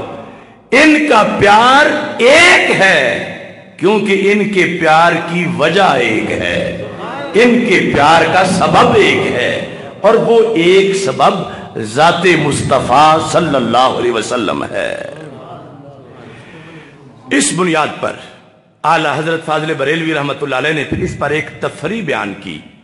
من احب ابا بکر ولم یحب علی فقد احب ابن ابی قحافہ لا خلیفۃ رسول اللہ صلی اللہ علیہ وسلم. اگر کوئی شخص ایسا ہو کہ وہ ابو بکر تو کرتا ہے مگر علی سے جلتا ہے، تو امام احمد رضا بریلوی فرماتے ہیں یہ حب ابو بکر میں بھی سچا نہیں، یہ جھوٹا ہے. کیوں؟ فرمایا اس نے کہ جو اس کی یہ کیفیت ہے کہ اس کے دل میں بغض علی ہے اور دعویٰ حب صدیق اکبر کا ہے، یہ فراڈ ہے. کس لیے؟ فرمایا اگر سرکار کی وجہ سے ہوتا حضرت صدیق اکبر سے پیار تو پھر یہاں نہ رکتا، پیار دوسری طرف بھی جاتا. سرکار کی وجہ سے اگر ابو بکر صدیق پیارے ہیں تو پھر ضرور بھی ضرور مولا علی بھی پیارے ہیں سرکار کی وجہ سے. اور اگر ایسی کیفیت بن گئی ہے کہ یہ ادھر پیار کا دعوے دار ہے اور ادھر یہ بغض رکھے ہوئے ہے، تو میرے امام نے کہا یہ پھر خلیفہ بلا فصل کا محب نہیں، یہ ابو قحافہ کے بیٹے کا محب ہے. یہ پرائیویٹ پیار ہے، یہ صدیق اکبر کا پرائیویٹ پیار ہے. اس بندے کو جو مولا علی کا دیوانہ نہ بنا، یہ پیار ابو بکر صدیق سے کرنے والا یہ نبی کے خلیفہ سے پیار نہیں کر رہا، ابو قحافہ کے بیٹے سے پیار کر رہا. اس میں سرکار والی نسبت ہی نہیں رکھی گئی. سرکار کی نسبت سے ہوتا تو پھر ضرور دوسری طرف بھی جاتا، کیونکہ سرکار کی نسبت تو وہ پیار بھی منوا رہی ہے. تو یہ پرائیویٹ پیار ہے، یہ شریعت مانگتی نہیں. اس واسطے ابوبکر صدیق رضی اللہ تعالی عنہ سے وہ پیار کہ جو حب علی سے ٹکرائے، کہا یہ غیر شرعی پیار ہے، یہ شرعی نہیں ہے. کیونکہ شرعی ہونا ہے سرکار کی وجہ سے، اور جب سرکار کی وجہ سے ہونا ہے تو پھر ایک طرف نہیں ہوگا، دونوں طرف ہوگا. اس نے ابو قحافہ کے بیٹے سے تو پیار کیا ہے، لیکن رسول پاک صلی اللہ علیہ وسلم کے خلیفہ سے پیار نہیں کیا. دوسری طرف من احب علی ولم یحب ابا بکر فقط احب ابن ابی طالب لا اخا رسول اللہ صلی اللہ علیہ وسلم. جس نے حضرت مولا علی رضی اللہ تعالیٰ عنہ سے پیار کا تو دعویٰ کیا کہ میں محب علی ہوں، مگر حضرت صدیق اکبر رضی اللہ تعالیٰ عنہ کے نام سے جلا، تو میرے امام نے کہا یہ حب علی میں بھی جھوٹا ہے. کیوں؟ فرمایا اس نے ابو طالب کے بیٹے سے تو پیار کیا ہے، لیکن رب کے نبی کے بھائی سے پیار نہیں کیا. اگر مولا علی سے پیار سرکار کی وجہ سے کرتا ہوتا تو پھر محبوب کے صدیق سے بھی ضرور پیار کرتا. تو اس بنیاد پر آپ نے پھر مولانا روم کا شعر لکھ کر یہ بات بتائی کہ مولانا روم نے اپنے عہد میں اس مسئلے کا حل لکھا تھا کہ اے گرفتار ابو بکر و علی تو چے دانی سر حق کے غافلی. اے گرفتار ابو بکر و علی. میں نے اپنے طالب علمی کے زمانے میں بھی یہ شعر پڑھا، لیکن مجھے سمجھ نہ آئی، اور میں یہ سمجھتا تھا کہ یہ مولانا روم نے تو شاید سب کے صفایا کر دیا ہے کہ دونوں پارٹیاں ہی تمہیں پتہ ہی کوئی نہیں کہ دین کیا ہوتا ہے. اے گرفتار ابو بکر و علی، کہ ایک ہے گرفتار ابو بکر رضی اللہ تعالیٰ عنہ، دوسرا ہے گرفتار علی رضی اللہ تعالیٰ عنہ. تو مولانا روم کہتے تو چے دانی سر حق کے غافلی، تجھے کیا پتا ہے کہ حق کیا ہوتا ہے، تم دونوں دھڑے ہی دین سے فارغ ہو. تو اس کے بعد جب میں نے اس پر غور کیا اور المستند میں اعلی حضرت نے بطور دلیل اس کو لکھا اور ساتھ اس کی وضاحت کی، تو پھر فکر رضا کے درخت کے نیچے بیٹھ کر مجھے حضرت حافظ الحدیث رحمت اللہ علیہ کے فیض سے اس کی سمجھ آئی کہ گرفتار ابو بکر کون ہے. سنی کی بات نہیں ہو رہی، سنی گرفتار ابو بکر نہیں، اور سنی صرف گرفتار علی نہیں، گرفتار ابو بکر ہے وہ جو ابو بکر تو کرے اور علی علی سے جلے، اور گرفتار علی وہ ہے جو علی تو کرے ابو بکر سے جلے. مولانا روم نے کہا دونوں فارغ ہو. اور دین کس کے پاس ہے؟ فرمایا ایک سانس میں ابو بکر کرتا ہے، دوسری سانس میں علی کرتا ہے. یہ تب ہو سکتا ہے کہ جب سرکار کی وجہ سے مانا ہو، تو پھر یہ محبتیں آپس میں اپوزیشن نہیں، آگ پانی نہیں، پھر ایک ہے. اور یہی پورے عالم اسلام میں اتحاد کا محور ہے کہ اس طرح مانا جائے سرکار کی وجہ سے، تو پھر بغاوت نہیں ہوگی. سرکار کی وجہ سے پھر بغاوت نہیں ہوگی. یہ جو روزانہ ناموس رسالت کے لحاظ سے مسائل بنتے ہیں روافظ کی تقریروں کے، وہ نہیں ہوگا. کیونکہ جب سرکار کی وجہ سے مانا ہوگا تو شرم آئے گی کہ جن کی وجہ سے شانیں ان کو ملی ہیں تو ہم کیوں ان کو ان سے آگے بیان کریں اور کیوں بڑھا کے بیان کریں. اور اس میں ایک مثال دے کر میں اپنی بات ختم کرتا ہوں. مثال اس مسئلے سے ہٹ کر عام ماحول میں ہے، لیکن سمجھ اس مسئلے کی جا کے آئے. ایک بندہ پرہیزگار ہے، نیک ہے، اس سے تمہارا پیار اس کی پرہیزگاری کی وجہ سے ہے، تقوی کی وجہ سے ہے. اور ایک اسی نیک بندے کے، یعنی جو صاحبزادہ صاحب ہیں، نیک ہیں، ابا جی ان کے فوت ہو چکے ہیں، ان سے پیار کچھ لوگوں کا اس لیے ہے کہ جو ان کی امی جان ہیں وہ ان کے خاندان کی ہیں، ننیال والے ہیں اور ایک ددیال والے ہیں۔ 3 طرح کا پیار ان سے کیا جا رہا ہے۔ جو اس نیک بندے سے پیار ان کی والدہ کی وجہ سے کرتے ہیں، باقی انہیں کوئی سروکار نہیں، باپ کیسا ہے وہ خود کیا ہے۔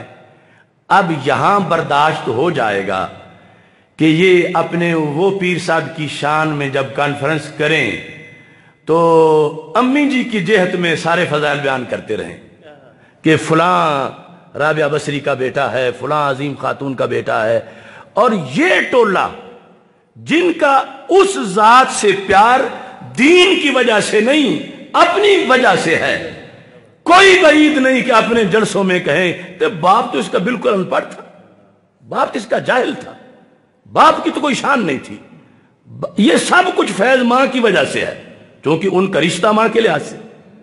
اب دوسری طرف جو باپ والے ہیں وہ اسی نیک بندے کے بارے میں جلسہ کر رہے ہیں اور وہ کہتے ہیں ماں تو بالکل اس کی چنگڑوں کی تھی اور باپ اس کا بڑا صاحب علم تھا۔ اب یہ جس کے بارے میں 2 کیٹیگریز کے جلسے ہو رہے ہیں، جب یہ تقریریں سنے گا تو کیا اسے وہ پسند آئیں گے جلسے؟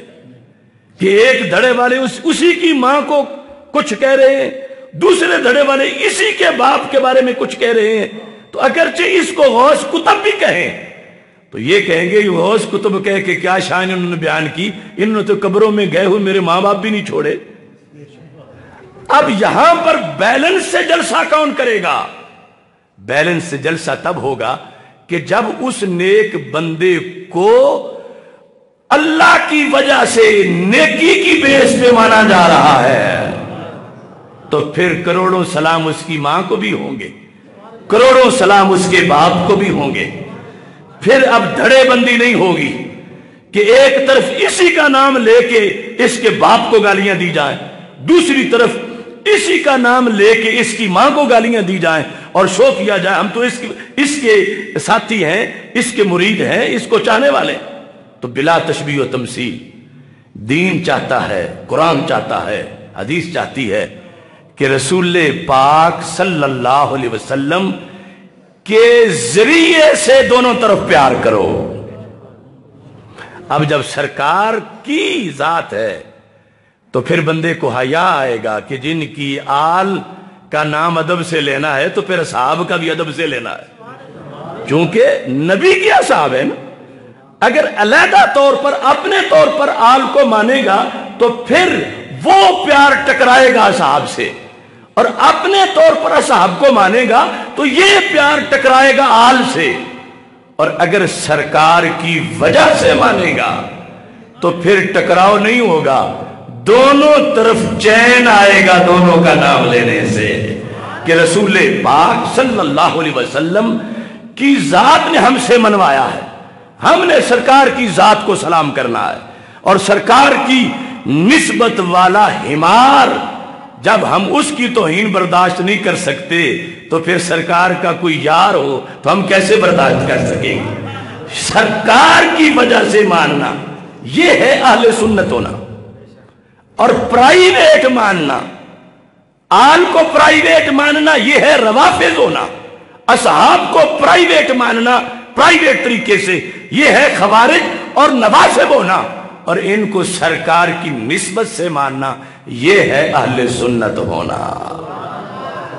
اس واسطے سنی سے برداشت نہیں ہوتا کہ کوئی حضرت صدیق اکبر رضی اللہ تعالیٰ عنہ کی شان بیان کر رہا ہو اور ساتھ ہٹ کرے مولا علی رضی اللہ تعالیٰ عنہ پر یا اہل بیت اطہار رضی اللہ تعالیٰ عنہ کے کسی فرد پر کوئی دور کی میلی بات کرے، برداشت نہیں ہوتا، چونکہ حب اہل بیت تو سند ملی ہی دربار رسالت سے اہل سنت کو ہے، باقی تو دھڑا کٹ رہے ہیں۔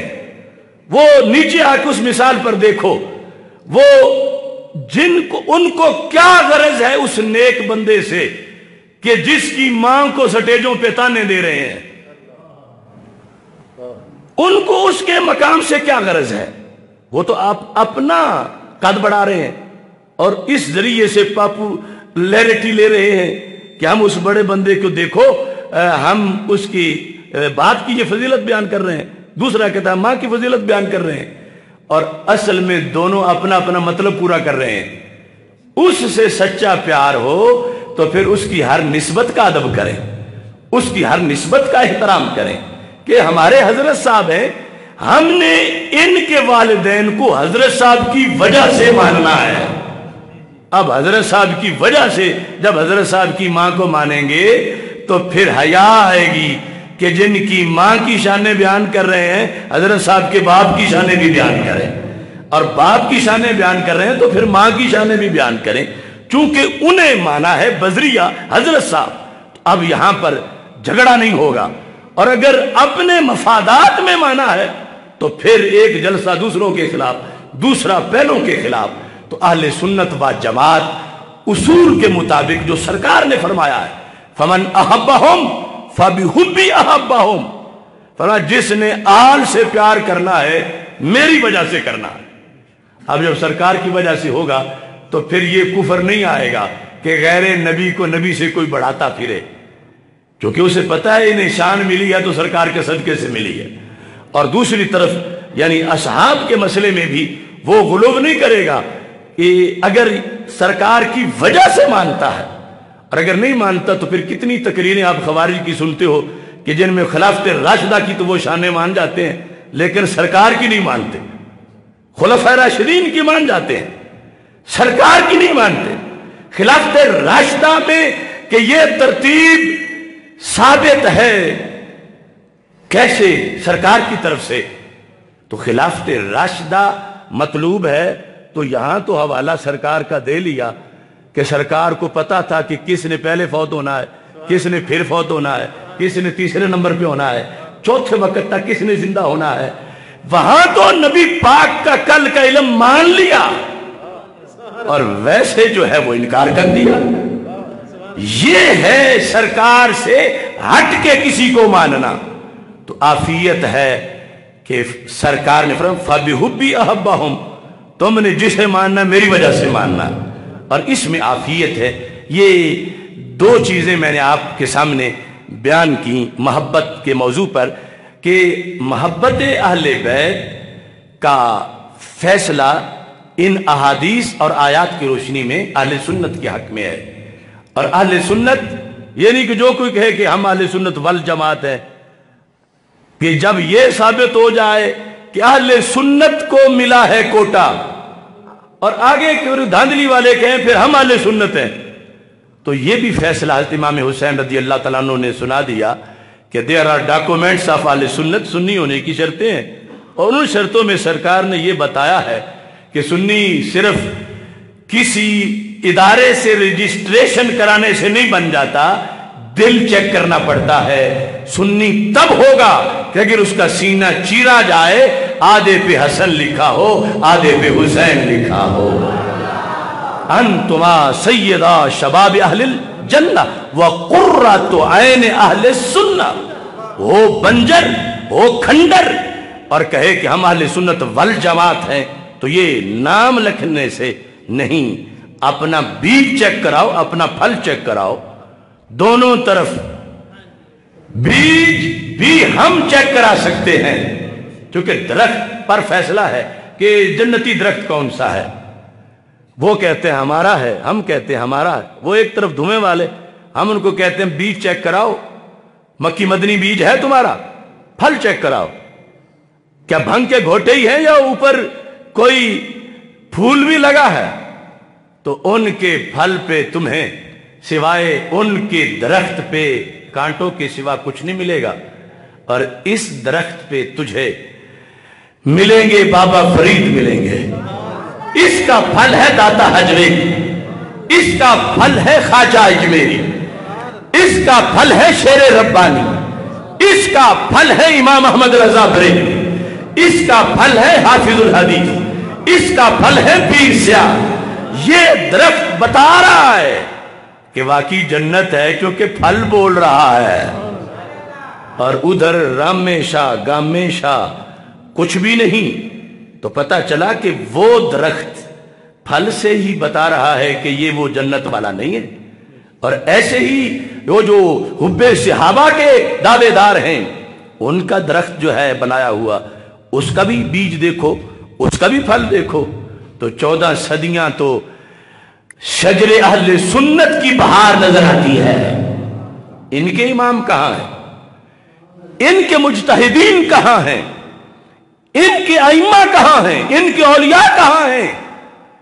وہ 14 صدیوں میں تو جدھر بہار نظر آ رہی ہے تو یہی ہے، یہ زمین بھی سنی ہے، وہ آسمان بھی سنی ہے، جلوائے خورشید سنی، کہکشاں بھی سنی ہے، قطرہ شبنم بھی سنی، باغباں بھی سنی ہے، لفظ کی تاثیر سنی، داستاں بھی سنی ہے، مایہ ملت بھی سنی، نگاہباں بھی سنی ہے.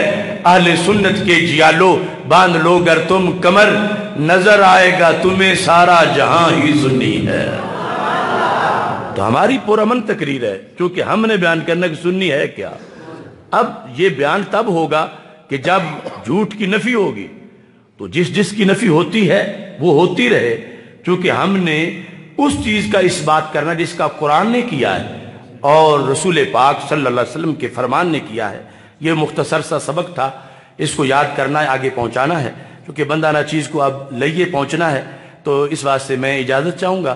باقی پروگرام اب سادات کرام آگے موجود ہیں، جس طرح ہوگا انشاءاللہ جاری رہے گا. اللہ تعالی ہماری اس حاضری کو اپنے دربار میں قبول فرمائے. وآخر دعوایا ان الحمد للہ رب